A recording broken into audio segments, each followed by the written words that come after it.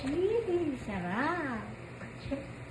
Welcome to my vlog. Magluluto tayo ngayon na laga. Okay? Mahigit 1 kilong hito. Bali 4 na piraso na hito. Buo yun. Tapos magpiprepare ka na. Nandito na ang hito slice. Malinis. Tapos mayroon kang garlic, onion, ginger, and turmeric, plus kamatis, alagaw, and alagaw leaves.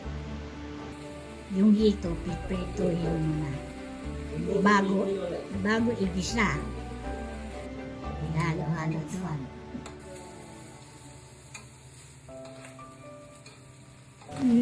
Mix mo na lahat itong mga garlic.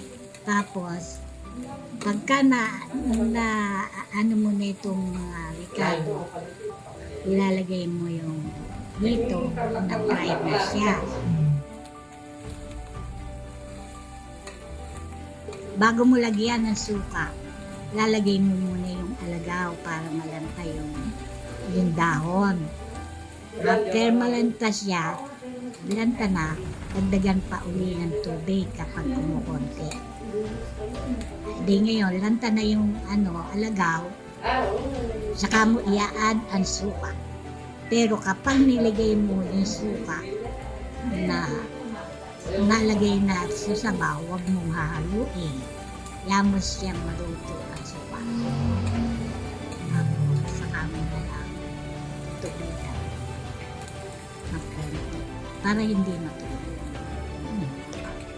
Wow! Ang sarap! Wow. Lagat ni Inang.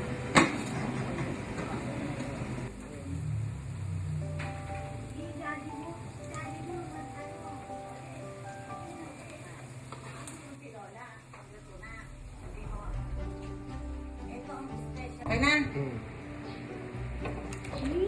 Sarap! Ito ba naman ang aking apong mahilig kumain ng laga. Marami sila. Diba? Ulo.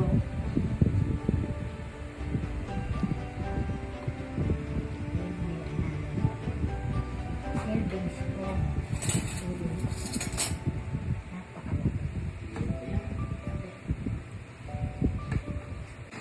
Ayan.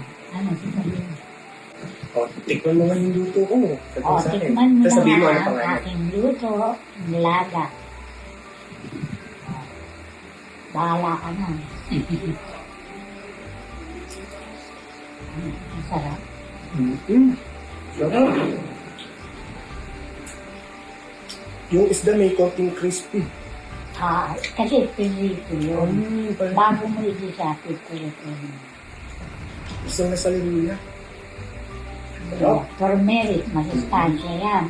Maganda sa katawan. Turmeric, ginger, tomato, alagaw.